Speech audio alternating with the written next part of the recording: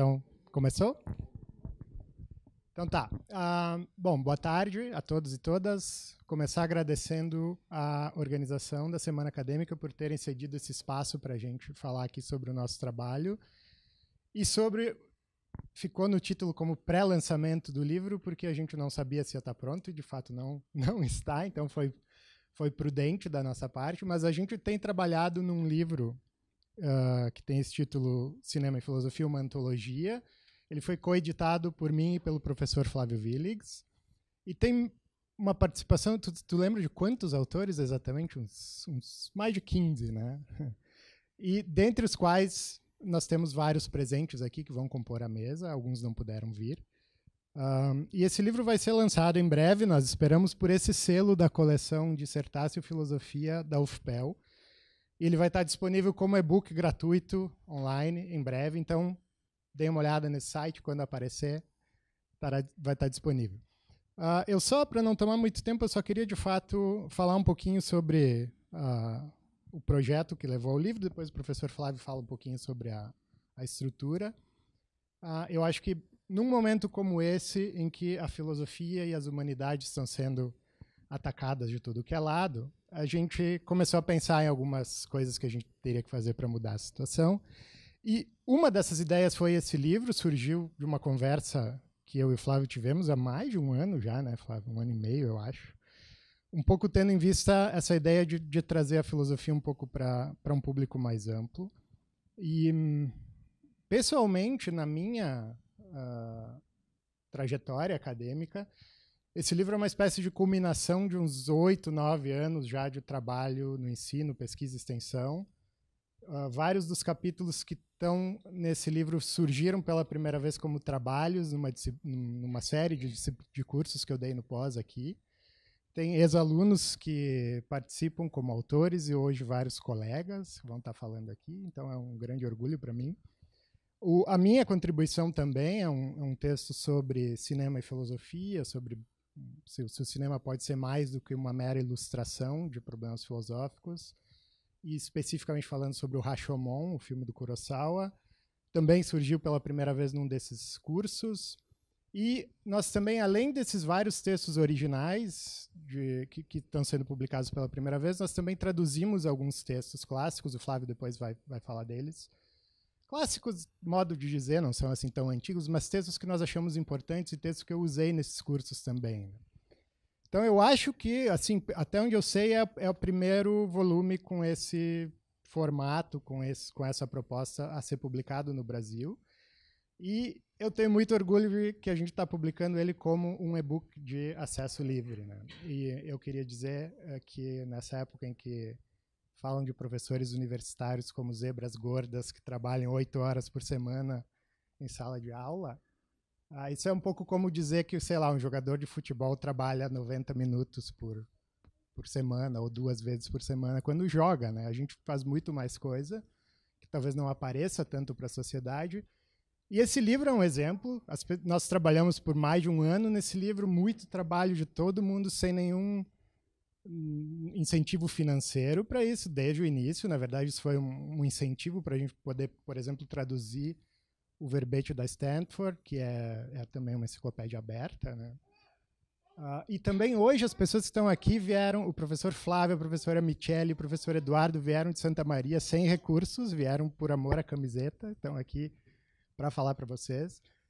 E também os convidados que vieram aqui mais de perto, mas enfim, tá todo mundo participando disso com esse objetivo de popularizar um pouco a filosofia.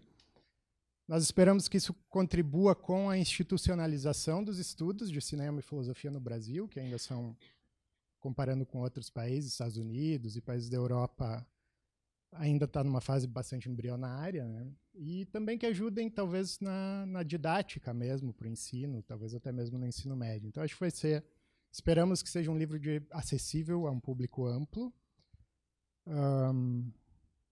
Eu acho que eu posso depois, se a gente tiver tempo na discussão, dar mais razões filosóficas. Eu dei umas razões aqui mais pragmáticas, institucionais para o livro, mas eu gostaria, na verdade, de ouvir, dar espaço para os convidados e de talvez discutir um pouquinho com vocês. Então eu vou parar por aqui e passar a palavra para o professor Flávio.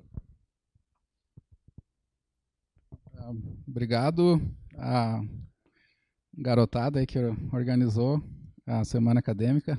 Eu não conheço, acho que nenhum dos organizadores, mas agradeço, então, ao professor Jonas, que intermediou, e a vocês pela proposta e pelo espaço para divulgar o nosso livro.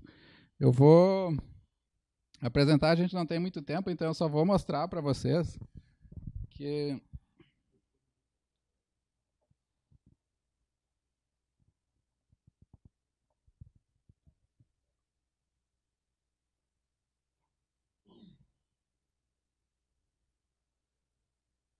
Tá, esse aqui. Eu acho que o livro ficou... como o Jonas mencionou, assim, foi um projeto mais vinculado aos nossos interesses, mas aí nós fomos conversando com várias pessoas e a gente descobriu que tem uma rede assim, de vários estudantes, ex-alunos do Jonas, tem algumas pessoas que eu conhecia também por interesse meu, né, em cinema e arte, do modo geral. Então o livro ficou bacana, na minha avaliação.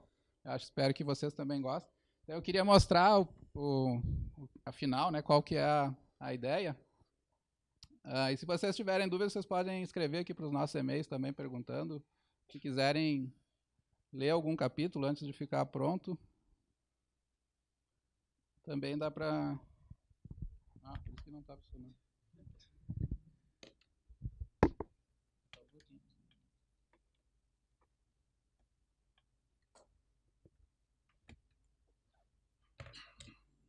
Eu tirei o pendrive de alguém que eu achei que era meu, mas não é.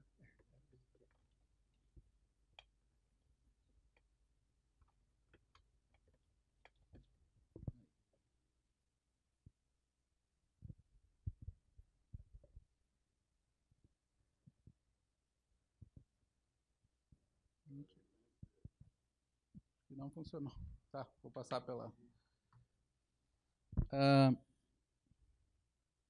Então, o livro está dividido em 3 partes. A primeira parte vai se chamar Filosofia, Cinema, Ontologia e Método.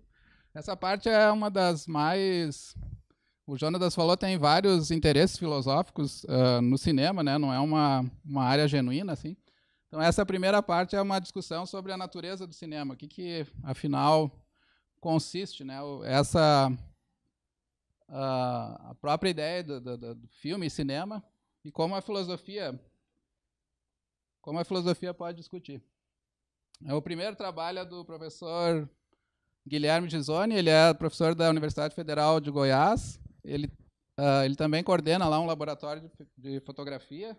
Até recomendo que vocês procurem ver as fotos dele, que são muito bonitas. E o título do primeiro capítulo, então, dessa primeira parte, se chama 7 camadas da fotografia e seus usos na arte. O segundo capítulo é do professor Eduardo, colega lá da Federal de Santa Maria. Se chama Silêncio, a sintaxe fílmica, ele vai mencionar depois.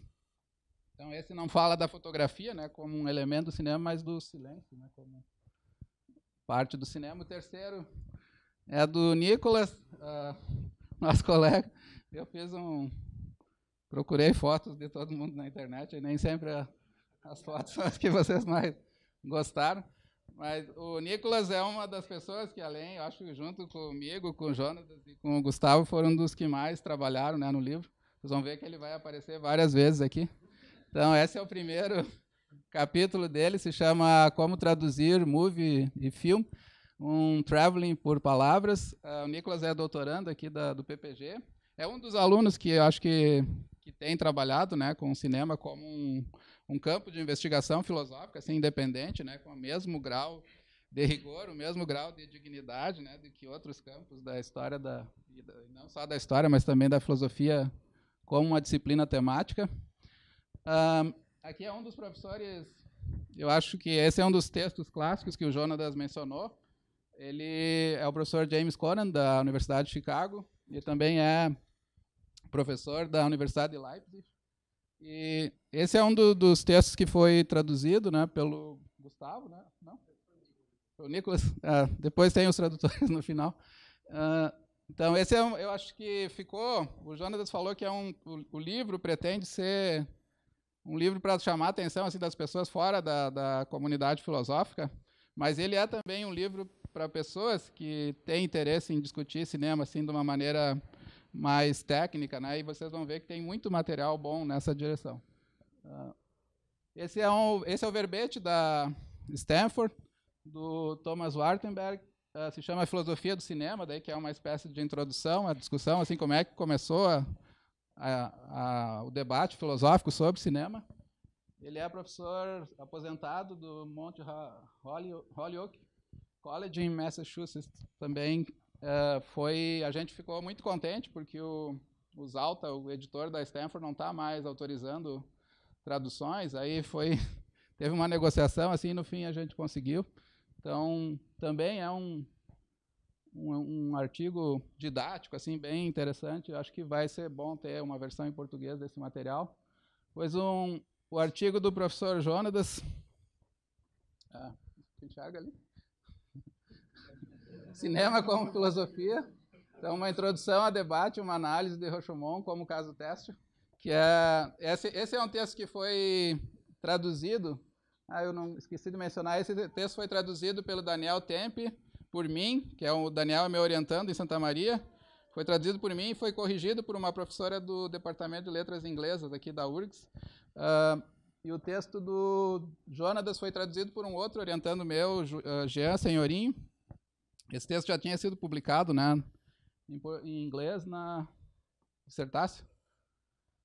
O Jonadas vocês conhecem, então é professor da URGS. A segunda parte, essa primeira parte que eu apresentei até aqui é sobre como filosofia e filme, como filosofia e cinema se tornou um tópico filosófico. A segunda parte é mais vinculada à ética, que é a área que eu trabalho. Então aqui tem, não todos, mas quase todos foram convidados por mim. É uma área, então, que vocês conhecem bastante, que o cinema... Vocês lembram do filme... Esqueci o nome. Arquitetura da Destruição, acho que é o nome do filme. Eu esqueci o nome da diretora, né? Que é um filme belíssimo, assim, é uma obra de arte, só que é uma obra de arte...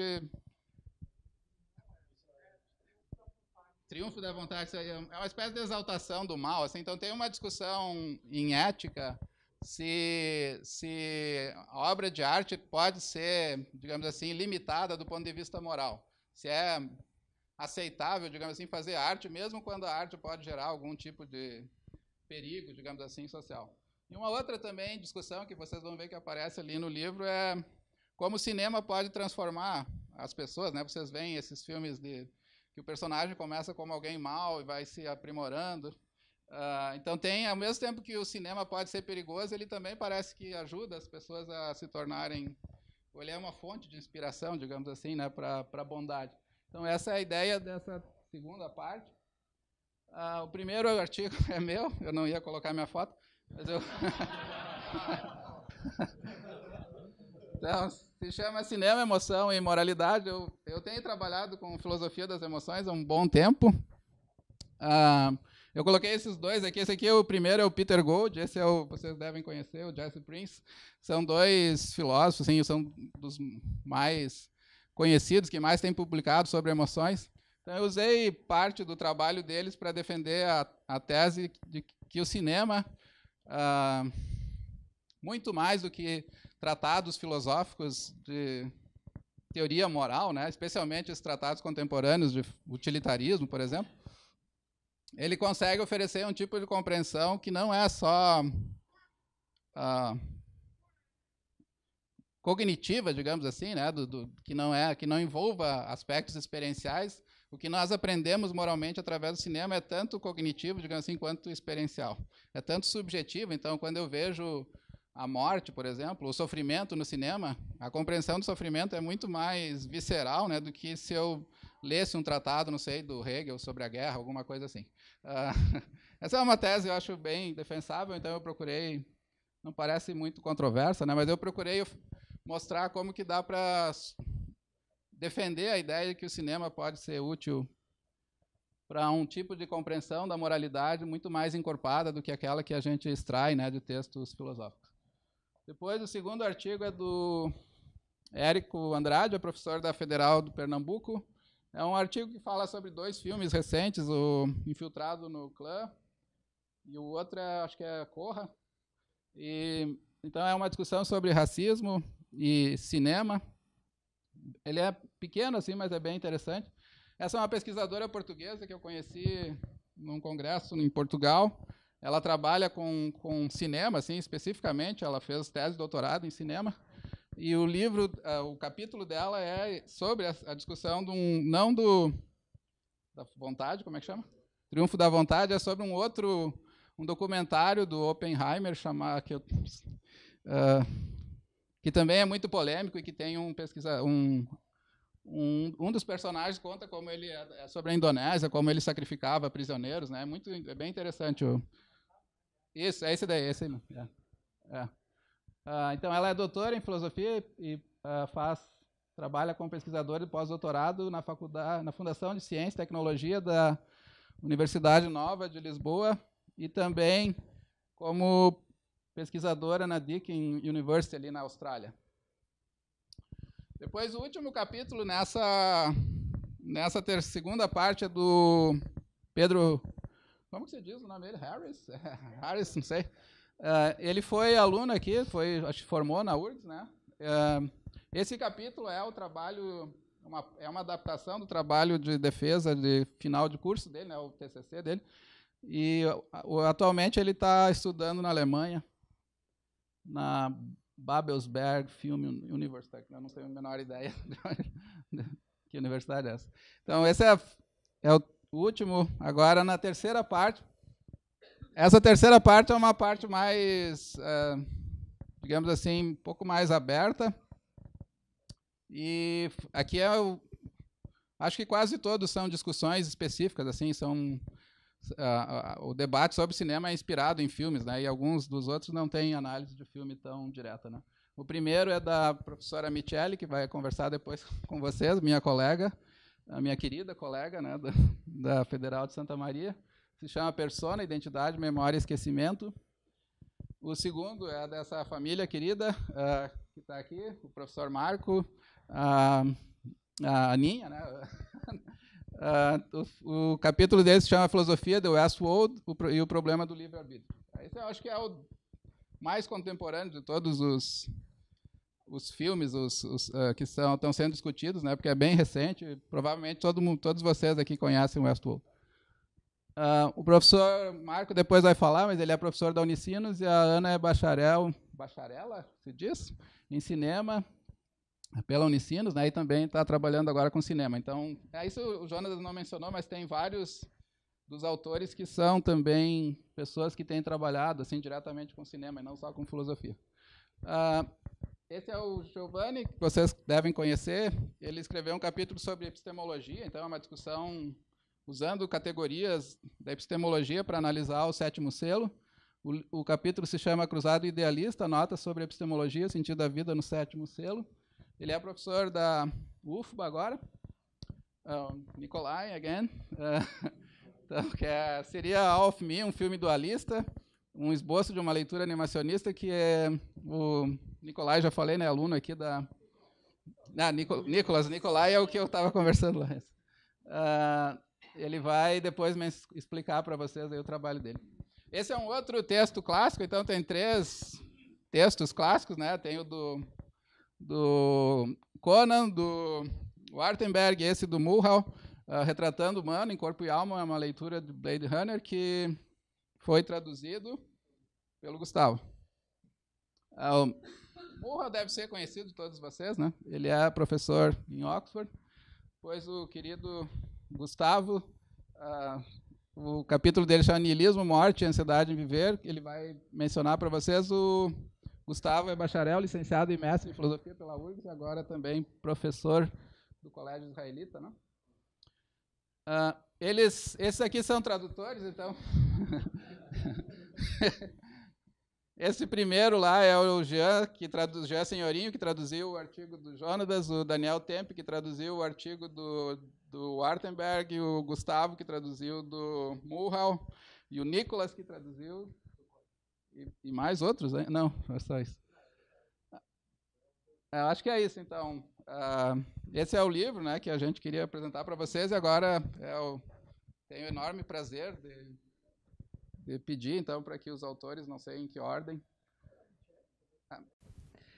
Bom, obrigada, Flávio. Muito obrigada, Jonatas. Obrigado aos alunos que, enfim, organizaram uma semana acadêmica. É a terceira vez que eu venho na URGS em 2 meses. A Cecília também, então ela já está quase tendo mais ACG. Ela vai vender depois umas ACG, se alguém precisar. Muito obrigada, então, pelo convite e pela organização do evento. Infelizmente, não pude, enfim, vir nos outros dias, mas me disseram que os relatos foram todos de atividades muito profícuas, né? Bom, gente, enfim, o que eu vou falar vai ser tudo muito rápido. Eu vou falar sobre algumas experiências de ensino e extensão com o cinema.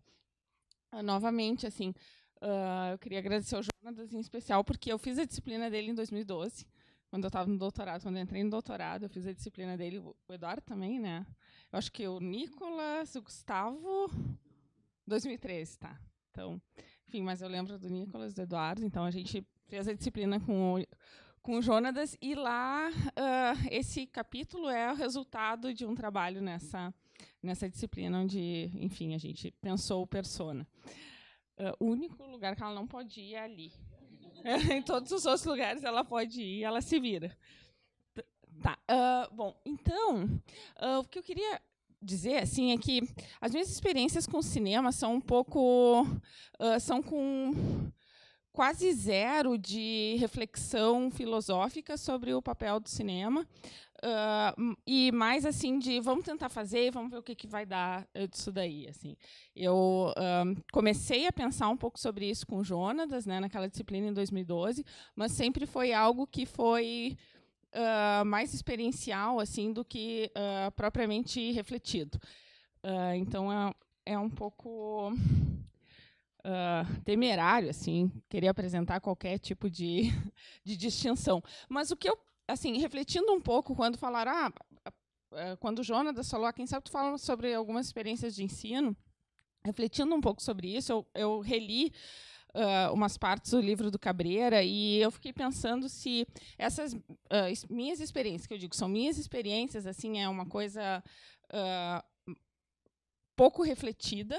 Eu pensei se eu não poderia dividir essas experiências em 2 tipos, assim. Umas experiências um pouco que vão diretamente na linha do que o Cabreira defende no livro Pensar como é que é? Pensar o cinema pensa isso.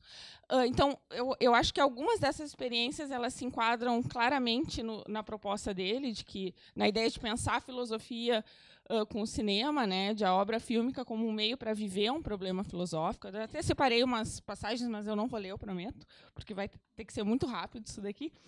Mas eu pensei também que outras experiências elas poderiam se enquadrar nessa segundo modo de ver a relação entre filosofia e cinema, que é pensar o cinema com a filosofia, e daí a filosofia como meio para pensar o cinema. Então, se faz sentido essa distinção, eu quero usar ela para apresentar essas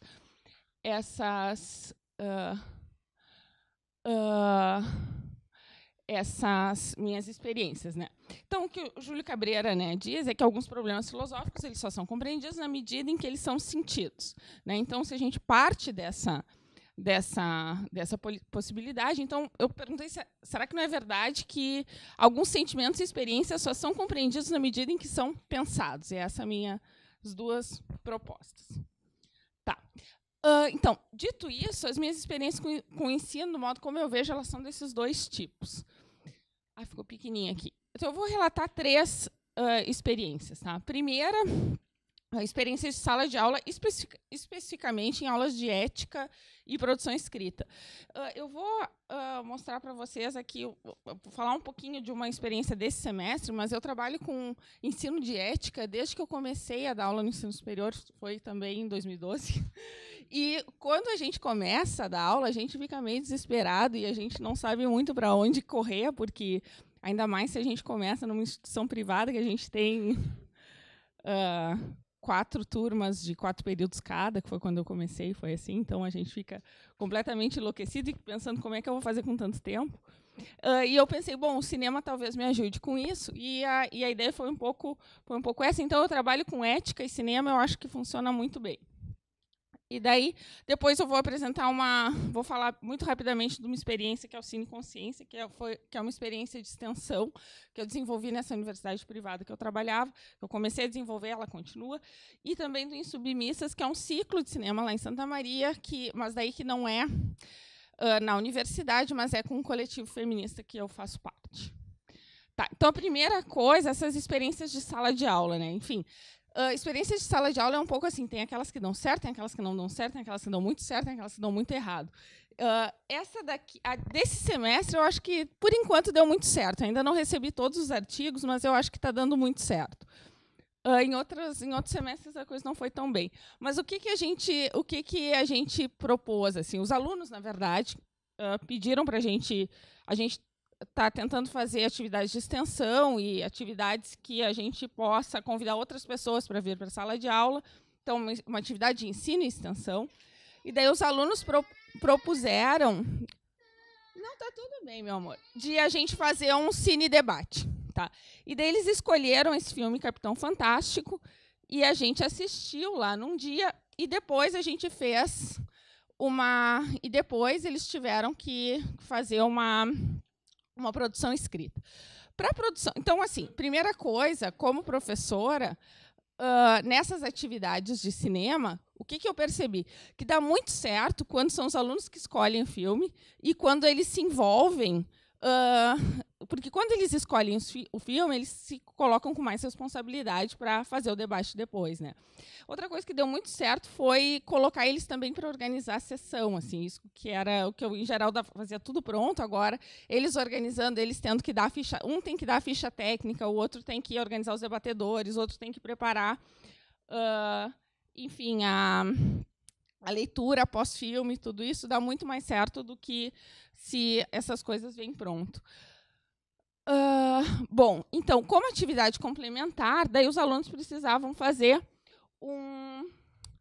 eles precisam fazer um mini artigo sobre um filme da sua escolha. A gente usou como modelo esse cine-debate do Capitão Fantástico, que todo mundo assistiu, mas depois o artigo, cada um vai escrever sobre o seu filme. E daí, eu não coloquei aqui. Tá. Talvez eu tenha colocado mais para frente. Mas a minha inspiração aqui é um livro, são 2 volumes, na verdade, de um livro que foi lançado pela professora Ana Carolina da Fonseca, da Fundação... Como é que agora é o nome da Fundação? Da Fundação das Ciências Médicas de Porto Alegre. É a Universidade... Tá, Universidade de Ciências... alguma coisa... É aquela que é ali do lado da Santa Casa.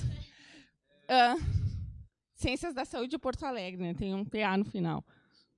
Isso, essa daí. Então, a Ana Carolina, que também é egressa daqui, ela é professora lá na antiga fundação, e ela lançou um livro, 2 volumes de um livro que é Cinema, Ética e Saúde. E ali, nesse livro, tem vários tipos de artigos. Tem resenhas muito curtas de filmes, tem notas sobre filmes, tem resenhas um pouco mais longas.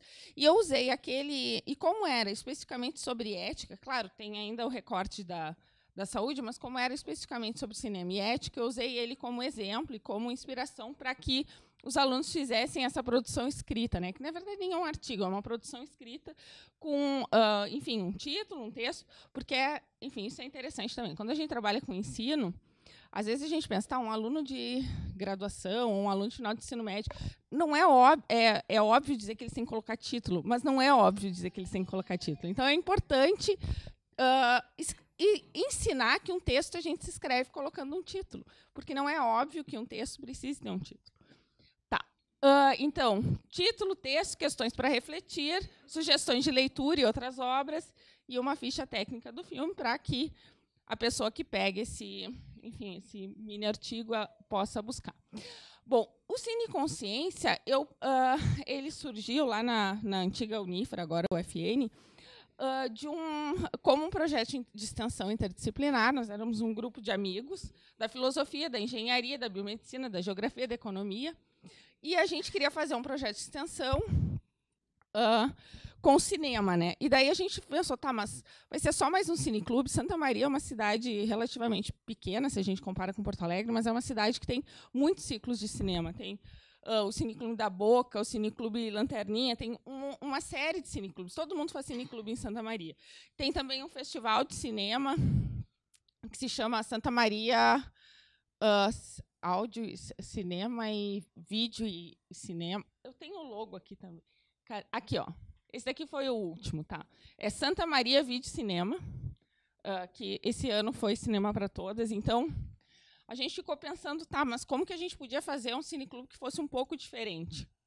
E daí a ideia foi não usar o cinema para chegar com um problema filosófico e daí escolher o filme em função do problema que a gente queria discutir, mas sim causar uma experiência e daí buscar a filosofia, a engenharia, a biomedicina, as outras áreas da saúde, enfim, a economia, que eram as áreas que estavam envolvidas, para refletir sobre essa experiência. Então, a nossa ideia sempre foi escolher um filme que pudesse causar uma experiência e daí, a partir disso, a partir dessas áreas, a gente refletir. Enfim, algumas sessões foram ótimas, deram super certo, outras foi uma bagunça completa. Então, mas o interessante é que essa atividade de cineconsciência continua até hoje, lá na UFN. A mãe já está terminando. Tá. E o último projeto, então, aqui também. Esse. Vem no. Pronto. Isso. E pronto. Então, o Cineconsciência, uma outra coisa que a gente pensou que poderia ser legal era a gente sempre trazer e contar com alguém da comunidade. Então, assim, alguém que todos os filmes sempre tinha gente de fora da universidade, ou das escolas, ou de coletivos, ou do serviço público da cidade, enfim. Então, sempre foi muito legal. E essa experiência mais de ensino e extensão. Isso aí. Tá. O Insubmissas, que é o último que eu vou falar, já estou terminando, diferentemente do Cineconsciência, então, era justamente pensar problemas sociais relacionados à discriminação de gênero com o cinema. Então, a gente sempre escolhia o filme em função do problema que a gente queria colocar. A gente fez, assim, esse coletivo, a gente criou lá por 2016, de professoras e alunas que queriam conversar sobre questões de gênero na universidade. E a gente, então, o Insubmissas, eu acho que foi, eu não lembro se foi 2017 ou 2018, o primeiro ciclo, mas a gente fez sessões muito legais, assim, na Feira do Livro, daí usando curtas, né, porque daí a gente pensava toda a atividade como tendo 1 hora, então a gente usava curtas e foi sempre muito legal. Ações na universidade, ações com outros coletivos, por exemplo, o Praxis, que é um coletivo de um pré-vestibular alternativo. Aqui são os desse ano. Esse daqui eu até nem participei, tá? Esses desse ano, mas foram os cartazes que eu achei. Então, aqui foi lá na UFSM e aqui foi no Praxis, lá no antigo prédio da reitoria. Mas, enfim, então, as experiências que eu queria relatar para vocês eram essas, e eu agradeço o espaço. Obrigada.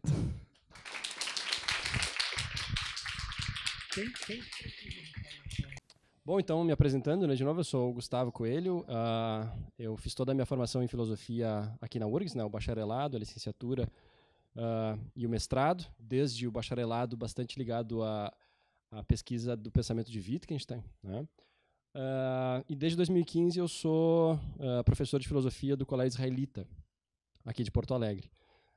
Então, assim, como professor de filosofia, falando então um pouco mais da minha experiência, né, com cinema e filosofia, como professor de filosofia no ensino médio, eu acabo tendo um problema diferente do que a Michele, né, teve com as turmas de graduação dela, né, que era o que fazer com tanto tempo, né?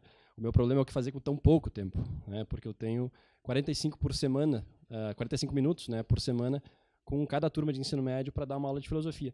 Então, isso acaba dificultando bastante, né, um trabalho que envolva a exibição de filmes, para depois a gente produzir algum tipo de reflexão junto com eles, ou algum trabalho de análise, né, em relação a isso. O que eu acabo fazendo, basicamente, essa água é para todos nós, tá? Depois a gente vai pegar, então. Pode abrir para a gente aí. O que eu acabei fazendo até hoje, nesses quase 5 anos, né, como professor, foi basicamente passar, eu acho que os primeiros 45 minutos de Matrix, né, para analisar o pensamento de Descartes.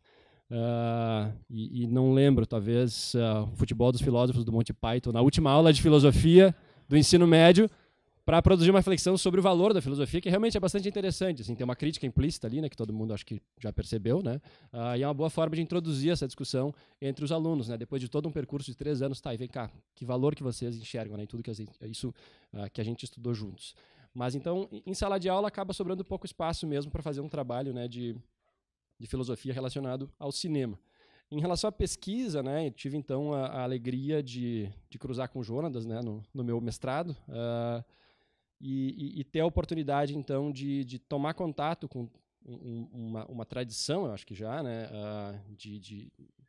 de análise filosófica, né, do cinema, tanto enquanto forma de arte, quanto de filmes particulares, que para mim foi bastante estimulante e eu acho que também, em um certo grau, eu diria até libertadora, talvez, porque eu acho que eu fiquei, durante um bom tempo, né, do meu percurso de graduação, focado, né, na análise da obra de um pensador, né, específico, bastante difícil, e tendo que constantemente lidar, né, com aquele leão bastante indomável, talvez, né, e tendo que o critério, né, de avaliação de uma boa pesquisa, né, claro, era a obra dele e o que os comentadores me apresentavam, né? Então era um trabalho realmente bastante desafiador e o nível, né, acho que era bastante exigente também, né, o nível de comparação.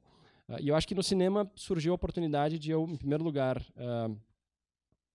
fazer uso, né, da minha formação filosófica, de vários anos, né, de bacharelado e depois um pouco também de licenciatura, para de alguma forma tentar explorar por que o cinema enquanto arte, né, desde a minha adolescência me tocava tanto, me despertava tanto interesse, né, por que alguns filmes, né, me despertavam tanta paixão, tanta vontade de refletir, e acho que foi um encontro bastante positivo para mim, renovou, acho que profundamente a minha relação, né, com o cinema,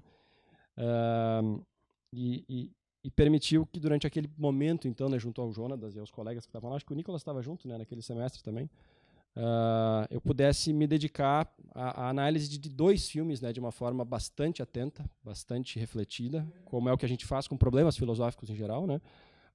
Mas naquele momento a ideia era usar, né, diferentes instrumentos que a filosofia me dava, ou a bagagem que eu tinha, né, da análise de diferentes pensadores, para, de alguma forma, tentar analisar e esclarecer a minha experiência vendo um determinado filme, né, ou vendo diferentes filmes. E o que eu fiz naquele momento, então, foi, em primeiro lugar, acho que foi uma análise do Ikiro, eu acho, do Viver, e depois foi do 8,5. Eu acho que para fechar o semestre foi o Ikiro, e talvez o primeiro filme que eu tenha analisado foi o 8,5, do Fellini, e depois foi uma análise, então, do Viver, esse filme do Kurosawa, né, de 1952. E aí, nesse ano, então, quando o Jonadas me convidou para fazer parte do projeto, eu fiquei, em primeiro lugar, eu conhecendo, né, o meu ritmo de produção escrita e a minha carga de trabalho, né, como professor de ensino médio, o tempo que eu dedico àquilo, eu primeiro optei por aceitar o convite para traduzir, na verdade, né, um artigo que foi o artigo do Mulhall sobre Blade Runner. Eventualmente, depois o Jonadas também pode querer falar um pouco mais sobre esse artigo. E aí, depois, percebendo que o prazo para entrega, né, de mais textos tinha sido generosamente alargado, eu disse, então tá, agora que a tradução está entregue, eu topo também escrever um artigo. E, na verdade, eu tinha parado no estágio bastante inicial ainda de análise do Viver, né, na época do mestrado, e enxerguei ali, então, no verão passado, né, uma boa oportunidade para, ao longo de uns 2, 3 meses, eu fazer uma análise realmente atenta desse filme. O artigo é intitulado Niilismo, Morte e Ansiedade em Viver, né, esse filme de 1952. E basicamente o que eu procurei fazer não sei se quem já viu esse filme aqui, quem já viu, levanta a mão, por favor. Poucas pessoas viram esse filme, né? Óbvio, né, eu recomendo fortemente. Mas basicamente, né, a história de um funcionário público chamado Kenji Watanabe, que é descrito logo no início do filme como alguém que, um funcionário público japonês, né, um modelo paradigmático, né, do que é ser um burocrata. Só controlem o tempo para mim, por favor. Acho que eu tenho aí uns 5 minutos, talvez. Eu tenho mais uns 5? Não, beleza. Eu tinha pensado em apresentar uma visão um pouco mais detalhada do artigo e uma defesa, mas eu vi que não teria como, de jeito nenhum.